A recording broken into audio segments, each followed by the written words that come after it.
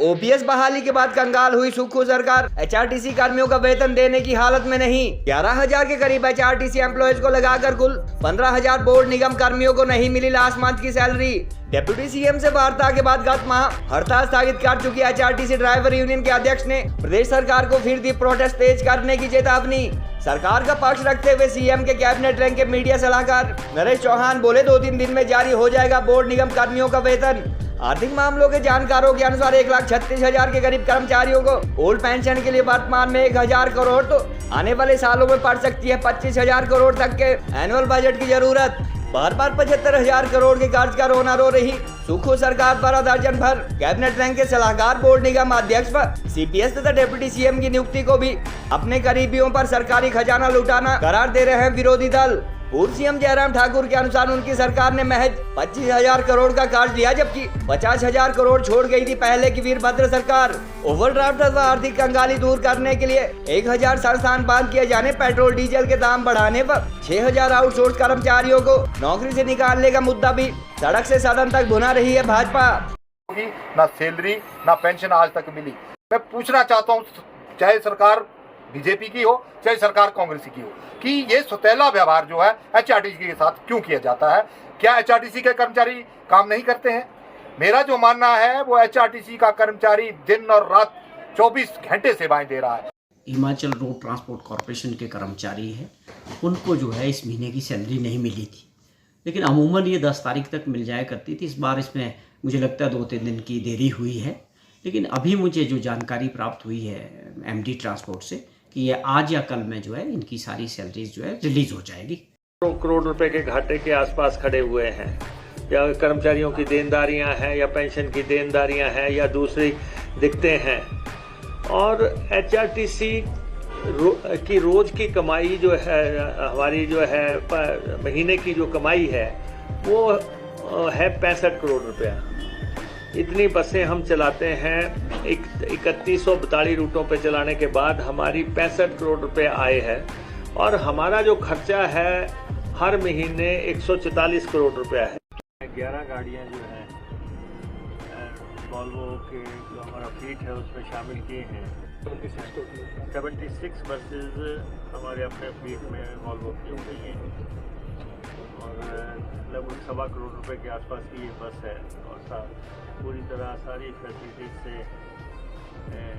Lace है। तो मुख्यमंत्री जी ने प्रयास कर रहे हैं, कोशिश कर रहे हैं। उम्मीद करेंगे कि केंद्र सरकार का भी हिमाचल प्रदेश के प्रति एक सहानुभूति जो है एटीट्यूड हो, पहले से लेकर के केंद्र की सरकार पर निर्भर है। कि बहुत सारे कार्यालय बंद कर दिए गए, टैक्स का बोझ जनता के ऊपर पड़ गया। प्रदेश की आर्थिक स्थिति सही नहीं है, हम आर्थिक बदहाली के दौर से गुजर रहे हैं।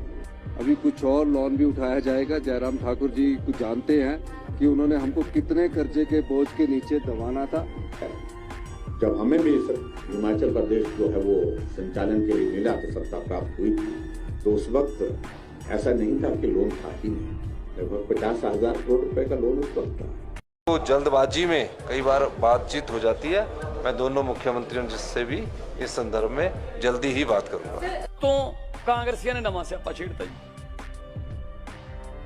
उन्होंने सरकार नवी बनी है, वो कहते जी यह जा बिल लियाउण वास्ते बहुत दिल चाहिए, तो दिल असी अज बहुत दलेरी दिखाई है, शर्म नहीं आती। आ गया जी हिमाचल वाला, कहते जी कि सानू तां जिहड़ा पानी बनाउने हो तुसीं भी सानू तां पैसे दिया करो, सैस लावांगे। नहीं, वो करंट वाला पानी कहते हैं जी सानू। 1200 करोड़ रुपए का वो सेस उन्होंने लगाया, जिसमें 336 करोड़ ये हरियाणा के हिस्से में आएगा। तो हमने उसके लिए बिल्कुल मना किया कि ये जो इंटरनेशनल जो एक इंटरस्टेट समझौते होते हैं उसमें कोई भी स्टेट वन साइडेड ऐसा कोई फैसला नहीं ले सकते, इसलिए हम उनके ऑर्डिनेंस की भावना को नकारते हैं। पानी हमारा है, मैंने पहले भी कहा पानी हमारा है। पानी के जो राइट्स हैं उनको दोहन करना, और इसीलिए हमने 7.19% जो हमारा हिस्सा है पानी का, उसका मसला भी हमने उठाया है।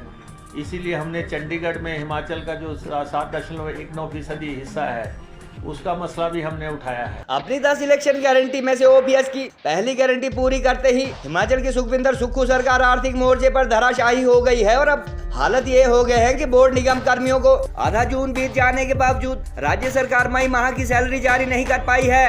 हिमाचल पथ परिवहन निगम के 11,000 के करीब चालक परिचालकों अथवा कर्मचारियों को लगाकर forest corporation, employment, medical college व जल शक्ति विभाग जैसे डिपार्टमेंट अथवा बोर्ड कॉर्पोरेशन के कुल 15,000 के करीब कर्मचारियों को जानकारी के अनुसार पिछले माह का वेतन अब तक जारी नहीं किया गया है।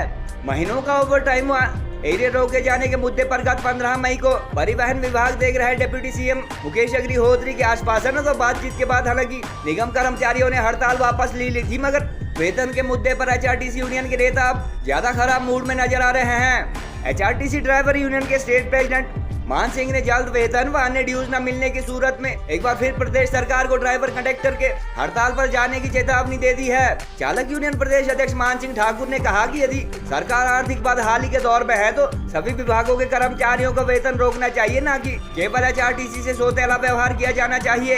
चर्चा इस बात के भी है कि 2 माह पूर्व 1.25 करोड़ की 11 वोल्वो बसेस को हरी झंडी दिखाने पर आए दिन करोड़ों की इलेक्ट्रिक बसें चलाने के दावे करने वाले परिवहन अथवा मुख्यमंत्री को भारी भरकम बजट से अपना बेड़ा बढ़ाने से पहले निगम को कमा कर देने वाले ड्राइवर कंडक्टर के वेतन का ध्यान रखना चाहिए था। अब तक गत माह का वेतन न मिलने से परेशान बोर्ड निगम व विभिन्न विभागों के कर्मचारियों के बयान सामने आने के बाद मुख्यमंत्री के कैबिनेट रैंक के सलाहकार नरेश चौहान ने सरकार की तरफ से फील्डिंग की और सीएम और कुछ अन्य मंत्रियों की तरफ फिर से 75,000 करोड़ का कर्ज होने के चलते प्रदेश सरकार की खस्ता हालत होने की बात कही। उन्होंने कहा कि वह एचआरटीसी के उच्च अधिकारियों से बात कर चुके हैं और 2-3 दिन में सभी कर्मचारियों को लास्ट मंथ की सैलरी जारी हो जाएगी।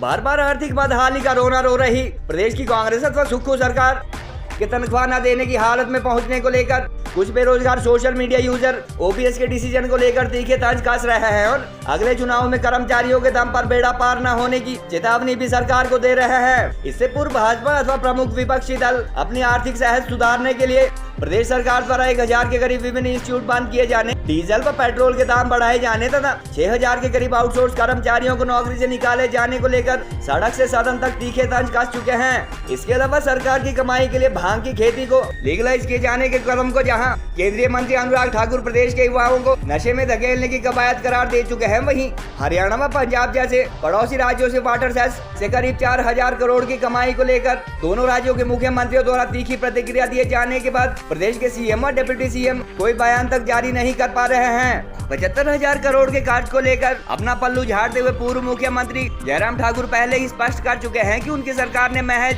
25,000 करोड़ का कर्ज लिया, जबकि 50,000 करोड़ का लोन पहले की वीरभद्र सरकार छोड़कर गई थी। हाल ही में करीब 800 करोड़ का लोन मिलने के बावजूद हिमाचल ट्रेजरी 200 करोड़ के ओवरड्राफ्ट की स्थिति में बताई जा रही है और फर्स्ट कैबिनेट के वादे के बावजूद प्रदेश सरकार महिलाओं को 1,500 रुपए पेंशन पर पहले साल में 1 लाख सरकारी नौकरियां दिए जाने की हालत में नजर नहीं आ रही है। जानकारों के अनुसार ओपीएस से जहां वर्तमान में सरकारी खजाने पर 800 से 1,000 करोड़ तक का बोझ पड़ेगा, वहीं आने वाले सालों में इसके लिए 25,000 करोड़ तक के बजट की जरूरत होगी और ऐसे में मुख्यमंत्री सुखविंदर सुक्खू द्वारा कही गई हिमाचल के हालात श्रीलंका जैसे होने की बात सच साबित हो सकती है।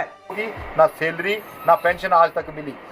मैं एक और बात सरकार से पूछना भी चाहता हूं कि हमारे जो ड्यूज हैं, दुनिया भर के ड्यूज हमारे को सरकार से लेने को है, जैसे कि 35 महीना का ओवरटाइम नाइट, 2016 का जो पे स्केल मिला उसके एरियर, 3% डीए हिमाचल प्रदेश के कर्मचारियों को मिल गया, वो एचआरटीसी को आज तक नहीं मिला। 50,000 रुपये एरियर के रूप में एक इस पूरे हिमाचल प्रदेश के कर्मचारियों को मिल गई है, लेकिन एचआरटीसी के कर्मचारियों को आज तक नहीं दी गई। मैं पूछना चाहता हूँ, चाहे सरकार बीजेपी की हो चाहे सरकार कांग्रेस की हो, कि ये सौतेला व्यवहार जो है एचआरटीसी के साथ क्यों किया जाता है? क्या एचआरटीसी के कर्मचारी काम नहीं करते हैं? मेरा जो मानना है वो एचआरटीसी का कर्मचारी दिन और रात 24 घंटे सेवाएं दे रहा है, लेकिन जब सैलरी ना मिले, सैलरी के लिए ही एचआरटीसी के कर्मचारियों को जूझना पड़े, तो अरबों रुपए के हमारे जो और वित्तीय लाभ है वो कब देगी सरकार? मेरी तो समझ से परे है। सरकार को आए 6 महीने हुए हैं। मैं ये भी नहीं कहना चाहता हूँ कि सरकार की जो फाइनेंशियल स्थिति है वो ठीक है या नहीं है। अगर फाइनेंशियल स्थिति अगर ठीक नहीं है, जो मेरा जो मानना है, तो मेरा जो अपना मत है, मैं वो बोलना चाहूँगा कि हिमाचल प्रदेश के सभी कर्मचारियों को हर महीने लेट सैलरी दी जाए या पेंशन दी जाए, HRTC ही क्यों। जो हिमाचल रोड ट्रांसपोर्ट कॉरपोरेशन के कर्मचारी हैं उनको जो है इस महीने की सैलरी नहीं मिली थी, लेकिन अमूमन ये 10 तारीख तक मिल जाया करती थी। इस बार इसमें मुझे लगता है 2-3 दिन की देरी हुई है, लेकिन अभी मुझे जो जानकारी प्राप्त हुई है MD ट्रांसपोर्ट से कि ये आज या कल में जो है इनकी सारी सैलरीज जो है रिलीज़ हो जाएगी। ये आज या कल तक सबको मिल जाएगी। एक तौर पे है कि जो फाइनेंशियल पोजीशन है, जो पिछली सरकार से एक बहुत बड़ा कर्जा 75,000 करोड़ का या 11,000 करोड़ रुपए की जो लाइबिलिटीज़ मिली है, उसके बावजूद ये सारी चीज़ें एक चैलेंज तो प्रेजेंट गवर्नमेंट के सामने हैं।